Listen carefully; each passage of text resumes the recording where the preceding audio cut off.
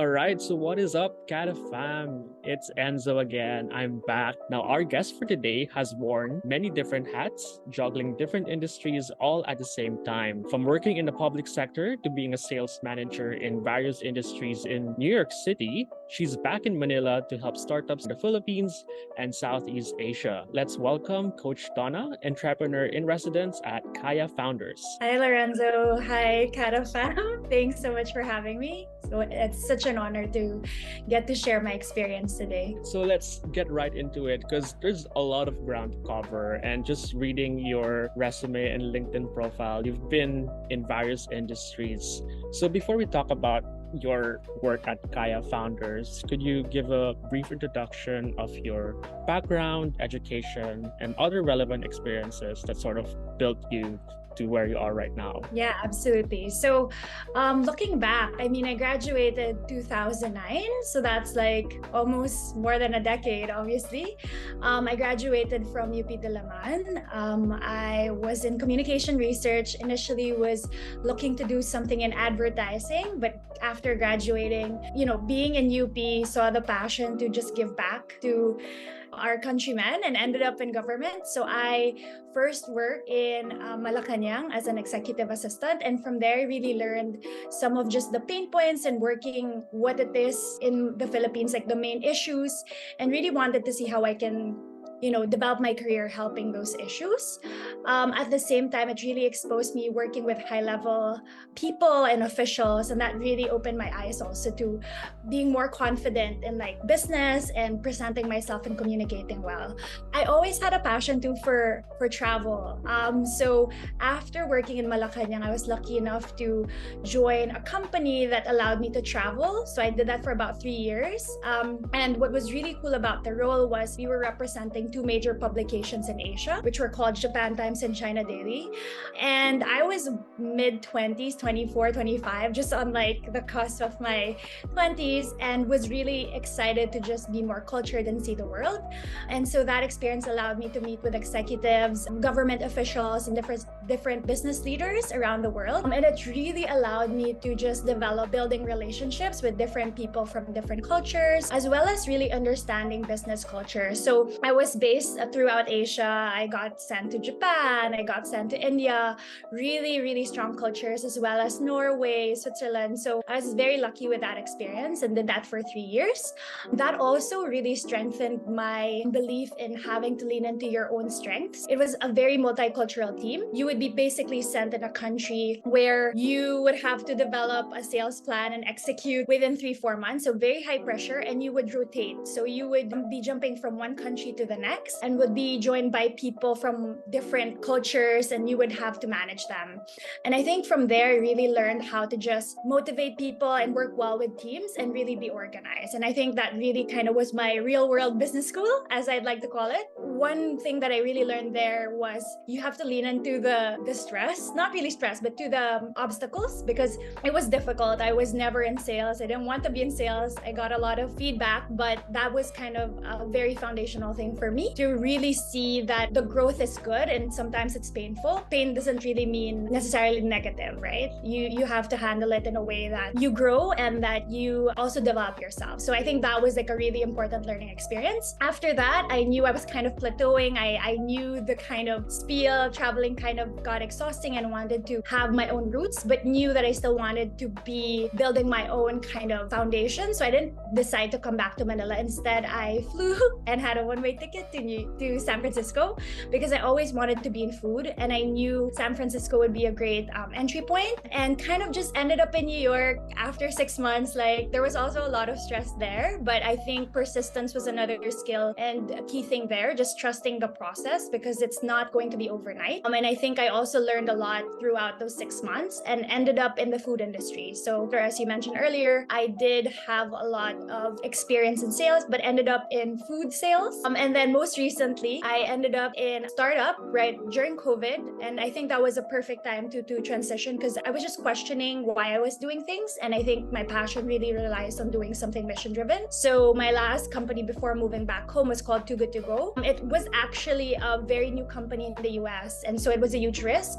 I had offers to do something more high level, like from my experience, more in the same track that I had. And so doing that was actually a risk, but I knew it was true to my heart, and the experience I never regretted because I met some of the greatest people. I learned how to be in a startup and scaling it and just really believing in the product. And then after that, also coinciding with COVID, I just felt it was the right time to come home after being pretty much away for 10 years. And yeah, super excited to be back. There's a lot of things happening. Sorry for the long intro, but yeah, that's it. Right, no worries. And yeah, there were questions that you sort of already answered there. Yeah. So maybe I just want to explore further on the passion and the drive to give back to the Filipino community. You've always been like sort of living a jet setter life, right? Like going to places. So what was the motivation, I guess, behind going back to your home country? Yeah, I mean, I think interestingly, one of the things I honestly, as a younger person, I always envisioned myself living abroad, just wanted that cultured life, as you said.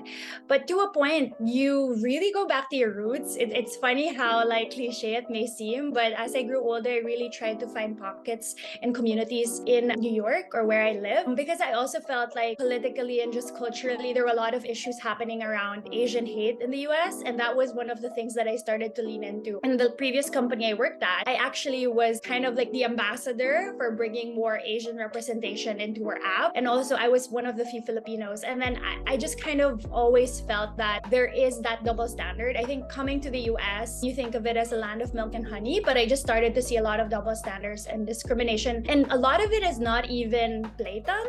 And so I just started to see like all these cultural or underlying issues across cultures that maybe weren't as transparent or we don't talk about previously. So I wanted to be part of one of those people that kind of changed that and like build less barriers, because as an Asian, I felt there was just a lot of things that weren't represented or understood, especially when I was abroad, or just because I didn't have that network, I didn't have a lot of things. So I just started to see that, especially coming from the Manila where I was in a bubble and I knew so much people. I started to see all those barriers. And I think coming home, that's also what I want to do. I think I was also given a lot of opportunities, and that's also what I want to bring, especially as I joined KadaKareer. I want to explore further on your role at Kaya Founders. What is Kaya Founders all about, and what do you do specifically? Yeah, so Kaya Founders is really interesting. It's also a startup in itself, but it's basically a venture capital, which means they really fund companies that they feel have a potential to grow. They're very country specific. So they focus on Philippine companies or companies that are looking to scale in the Philippines. So they fund them, and they have angel investors as well as other limited partners or families here in Asia that would fund or invest in these companies. The other side of the business or of their business model, aside from the fund, is again an in-house venture studio, which means they incubate startups and also have venture developers or entrepreneur in residences to kind of lead these ventures.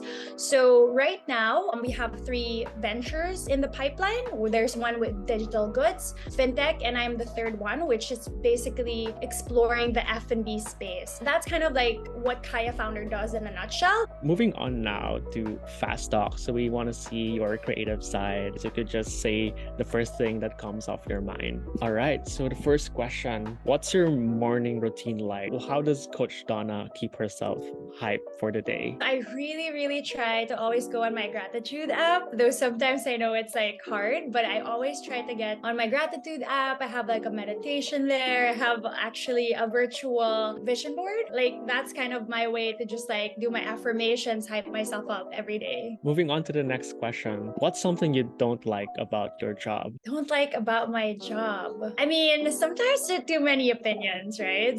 So yeah, it's difficult to navigate. What's one thing you miss about living abroad? I think it's just like not being from there. I think like being a stranger and just discovering things, that's really fun. I enjoy just wandering around. Since you've been away from the Philippines for quite a number of years, are you beginning to see like the Philippines in a different light? Yeah, I think coming home was really like, as cliche as it may sound, it was a homecoming really, because I came back last year for the first time in 2 years after COVID.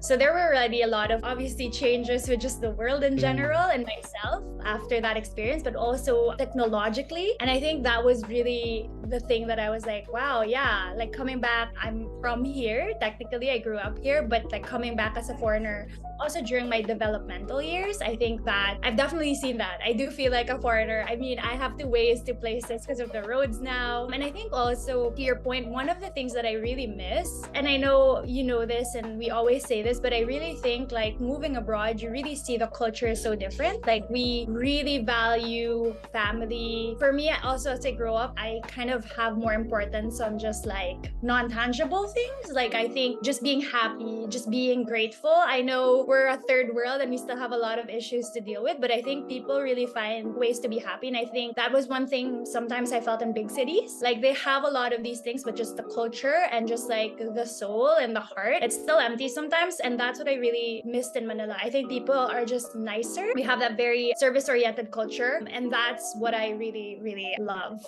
I think, overall. All right, moving on to the next question. If I was a superhero, I would like to have the power to blank. To time travel. I really think like sometimes I tend to be nostalgic, live in the moment back then. So like, yeah, with all my experiences, I want to relive some of my memories. So yeah. Relive the memories, not really change anything from the past. No. Yeah, just be there and be like, oh my gosh. Yeah, like be back in that present moment. If there were more hours a day, I would use those hours to blank. Travel. I mean, travel really, I think, is my lifeblood. So I would travel for sure. Connecting to that, what's your next travel destination goal? I really miss Japan. And the last time I was there for work. I want to go there during the autumn time. So that's kind of like my bucket list. Next question. If I was not in this career path, I'll most likely be pursuing blank. Oh my gosh, that's so interesting.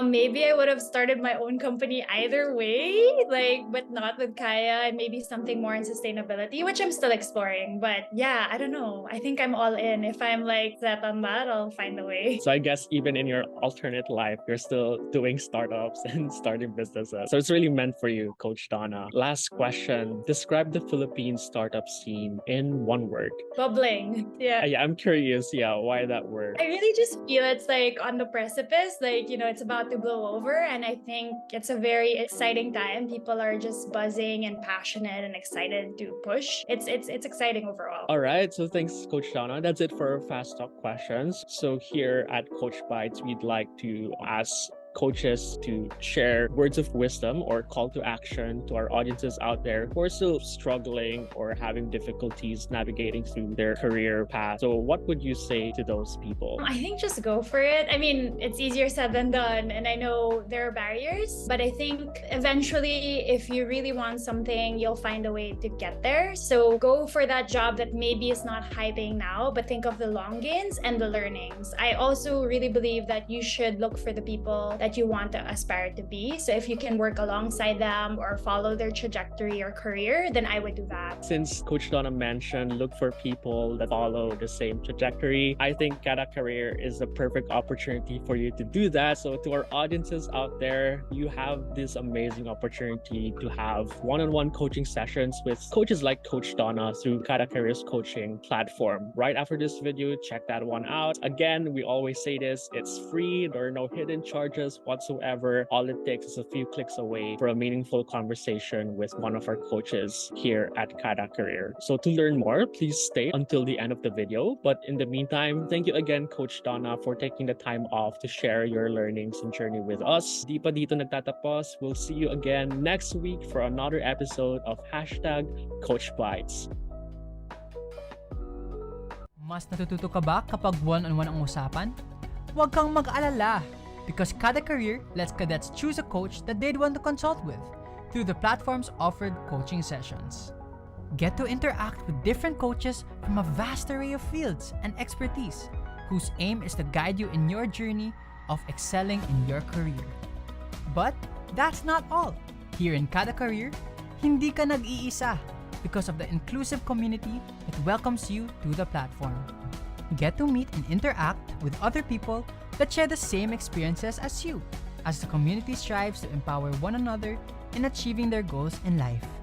O diba? Talagang sulit dito sa KadaKareer dahil libre ang admission. What else are you waiting for? Sali ka na sa KadaKareer and take one step closer to reaching for the stars. KadaKareer. Basta career, KadaKareer.